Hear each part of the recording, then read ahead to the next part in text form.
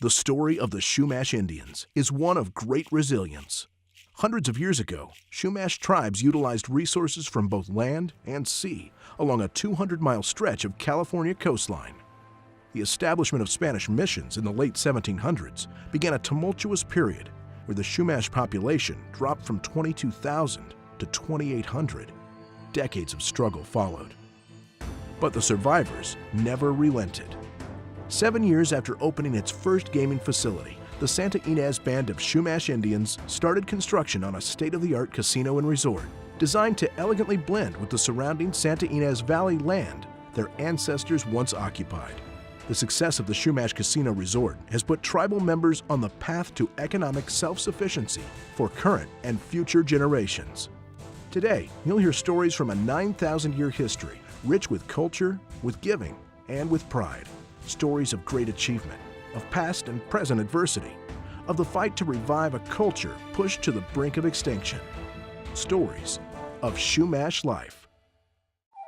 In this edition of Chumash Life, acorns from the beautiful oak trees throughout the Santa Ynez Reservation served as an important food source for the Chumash people for thousands of years.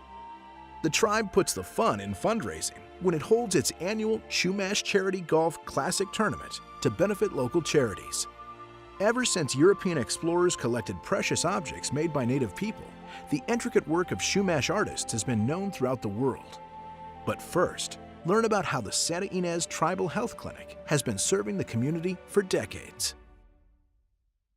Access to quality, reliable healthcare had long been a challenge in tribal communities across the U.S., and the Santa Ynez Chumash tribe was no exception. Then, in the 1970s, medical professional and Santa Ynez Chumash tribal member Rosa Pace set out to change that. After completing an assessment to determine the healthcare needs on the Santa Ynez Reservation, she established the Tribal Health Clinic in 1974. Today, the Tribal Health Clinic sees approximately 17,000 patient visits annually, providing medical, dental, and behavioral health services to the reservation and beyond. The Santa Ynez Tribal Health Clinic really focuses on quality health care, and I think that one component of Rosa Pace's vision that we carry through to today is not only focusing on modern medicine, but also on the cultural component of what we offer and integrating traditions and cultural practices into that. Integrated care is the standard practice here. We really are just trying to take this idea that probably was around for thousands and thousands of years and very present in our culture of looking at the whole person. Carrying through the vision of Rosa Pace, who passed away in 2015, has been a goal of the clinic since its inception. We are a primary care facility, and one of the pillars of primary care is focusing on prevention. We're seeing our kids from when they're born, watching them grow up, making sure their development is on track, that they're getting their vaccinations to prevent those early childhood illnesses, talking with their parents about healthy diet and keeping kids active. At the clinic, tribal descendants continue Rosa Pace's tradition of serving her own community. I grew up here on the reservation since I was 3 years old. Love working here. I feel like I'm giving back to my community, which is what I wanted to do since I was a kid. I've been here for going on 20 years, and I just wanted to work with the community, the Native community. I've been here for almost 17 years. I run our Title VI program, our Prop 63, our ICWA program, and our community service. The staff features members and descendants of other Native tribes as well. Executive Director Ron Sisson is a member of the Wintu tribe of Northern California. Family physician Dr. Adachi also has a Native background.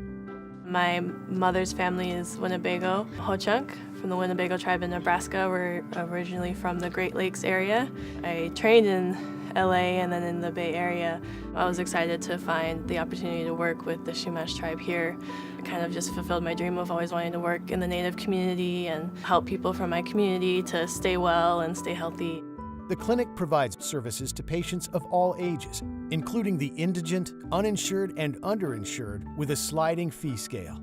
And it serves the entire community.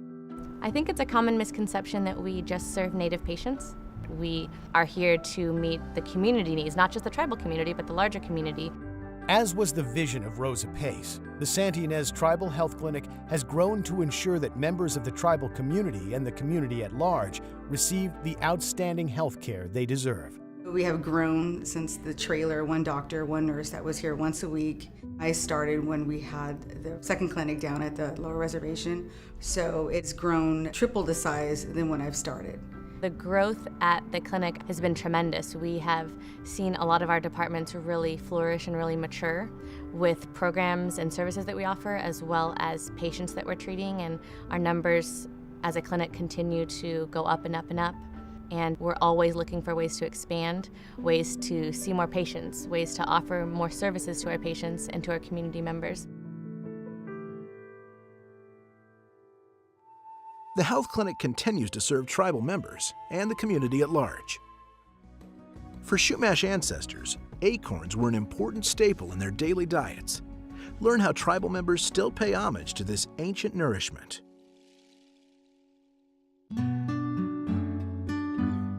The magnificent oak trees dotting the landscapes of the Santa Ynez Valley represent strength and signify the endurance of the Chumash people, who used acorns from the oak trees as their most important plant food for at least 5,000 years. The oak tree behind me, it's always been something sacred that I would like to say it was always been my grandfather's heart, and my grandmother's as well. We've always had meetings around this oak tree, and I've come to find out that Maria Solaris, this was her sacred tree as well. Harvesting, storage, and preparation of the acorns from these oak trees resulted in nutritious food that served families and communities for many generations. Some 150 people could be fed for a year from 1/3 square mile of abundant oak woodland. My ancestors understood the nutrients within these acorns. Processing and storing acorn was a time-consuming, multi-step process that involved tule mats, granaries, large baskets, winnowing trays, cooking baskets, and mortars and pestles. The process is occasionally replicated today as a way to honor the tradition of Chumash ancestors. I was lucky enough to be invited by another California tribe and go through the process with them. And it's an amazing feeling to see the elders, because I've been able to process acorn with a 92-year-old elder. And just to hear her stories and to hear their singing as they're making them, and then to see my daughter be able to participate, and at the same time just getting to learn about her customs and her traditions and hear the songs, and to be able to go through all that process and then be able to eat it afterwards. The Chumash homeland offered diverse environments, including mountains, foothills, creeks, rivers, and streams, which provided an abundance of animals and plants that could be used for food. In fact, Chumash ancestors sustained themselves for more than 8,000 years in the Santa Ynez Valley by using the rich variety of food resources in the region. Today, many members of the Santa Ynez Band of Chumash Indians have taken an interest in plant-based food that their ancestors consumed. There's a native plant garden at the tribe's education center that is often utilized in creating traditional dishes and incorporating them into modern-day diets. It is known that the collecting of vital resources like plants and acorns included an important ritual for the Santa Ynez Chumash. As beloved ancestor Maria Solaris explained, they had a song for everything, they had a formula for it, and then the thing was theirs.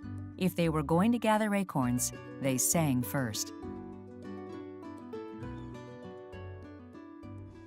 It's amazing to think that acorns were the most important plant food for the Chumash for at least 5,000 years. Enduring food, indeed. When it comes to adornment, the Chumash people knew how to create beauty. Chumash ancestors created stunning pieces, and today's Chumash artists carry on the tradition. Jewelry making embodies a vital part of Chumash culture, spanning thousands of years. Festive occasions were marked by the wearing of body paint and jewelry, but adornments and embellishments also played prominent roles in everyday life. It's very embedded within our culture to adorn ourselves, and also it represents a level of hierarchy based on the region where you live, also your status within the tribe. You would adorn yourself with more and more bling. The jewelry made by the Chumash people was truly something special. It became popular amongst European explorers and settlers, which is why today you'll find Chumash jewelry and other art pieces in museums and private collections all around the world. They were sought after from an international level. Once the word was out that a couple of the explorers had brought back some of these wares and goods, then a lot more people came through trying to collect. Today, Chumash artists like Carmen Sandoval keep the tradition of jewelry making alive. These talented individuals have recreated Chumash jewelry while often adding their own modern touches. My ancestors used natural resources, so sea otter, deer, a lot of shark skin, hawk feathers, so from the sea, the land, the air, and I try to honor my ancestors through the work that I do. Carmen also pays respect in the way that she collects her resources. The locations that I gather my shells have been traditional gathering sites for the Chumash for thousands and thousands of years. I really feel that by traditionally gathering, I'm able to get a little closer and a little deeper glimpse of the process in which my ancestors were able to gather themselves. You can see in the archaeological record the ebbs and flows of production over the years. Just even within the last 20 years, I've seen shifts from sizes to color, and the unique richness of some of the formations are really, really interesting. Today, Native artists also benefit from the ability to collect resources from around the globe. There's a lot of trading that I do actually internationally, and I'm able to acquire different minerals from different places all over the world. I feel that it's also a trading opportunity for me to trade from the West Coast and my traditional culture to these other regions of the world. Modern Chumash artists continue to hone their craft and bring contemporary viewpoints to the techniques of their ancestors. There are a lot of local artisans just within our reservation, and we support each other. We even trade amongst ourselves and purchase also just to support each other because you want to celebrate that connection within our immediate community.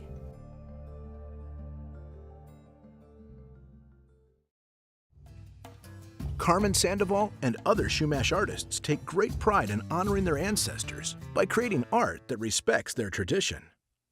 In a recurring segment featuring the Santa Ynez Chumash Indians Foundation, we take a look at the tribe's annual Chumash Classic Golf Tournament. Fun in the sun for a great cause. 12 years ago, the Santa Ynez Band of Chumash Indians arranged a golf tournament to help raise funds for local charities.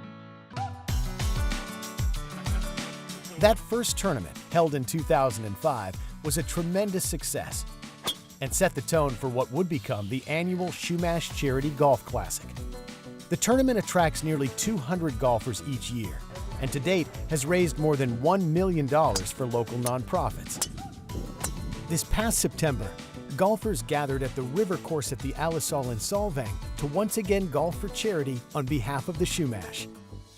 It's a day where we can all get together, really celebrate some of the unique opportunities we have in the community to partner with many different organizations. Funding from the 2016 Chumash Charity Golf Classic benefited Habitat for Humanity projects in Santa Barbara County and a technology in schools program administered by the Chumash Foundation. The Southern Santa Barbara County chapter of Habitat for Humanity is currently building 3 new affordable homes in Carpinteria and repairing 5 other neighborhood homes. The Northern Santa Barbara County chapter is building 3 new affordable condos. As with all Habitat for Humanity projects, construction is done with the help of volunteers as well as the homeowners. The Technology in Schools program was developed by the Santa Ynez Band of Chumash Indians Foundation and is geared to assist the technology needs of our local schools. The idea for this new grant program was born last year, when 4 schools were named as the beneficiaries of the Chumash Charity Golf Classic, and the funds were used to purchase hardware, such as laptops and iPads, and upgrade infrastructure. Now, with the development of this program, school administrators and faculty will be able to apply for technology grant dollars throughout the school year. The Chumash Charity Classic is very special, primarily because of all the people that participate and all of the organizations that we've been able to partner up with for the past 12 years. Since 2005, We've had the opportunity to partner with 30 different organizations in the community, donating a total of $1.1 million. And that $1.1 million complements the overall $19 million that the Chumash Foundation has given throughout the years. So not only are we able to come out here and have fun and celebrate together as community, but we're also able to partner with these wonderful charities. On the day of the tournament, the festivities get an early start as golfers, a collection of vendors, leaders and members of other tribes, management, employees, and Chumash tribal members head out to the course for a day of entertainment. Having fun while raising funds is definitely a requirement when participating in the Chumash Charity Classic Golf Tournament. Our team has really developed a fun atmosphere, lots of prizes, lots of challenges. Collectively as a group, we get to come together and share some of the successes, but also we get to laugh and enjoy some of our failures on the course. So we're excited to lose a lot of golf balls, have a lot of fun, and all for a great cause. The tribe's donations are making a significant impact on the community. Through its foundation, the tribe has contributed more than $20 million to date. Thank you for watching this winter 2016-2017 edition of Chumash Life. See past segments at youtube.com/Chumash Life.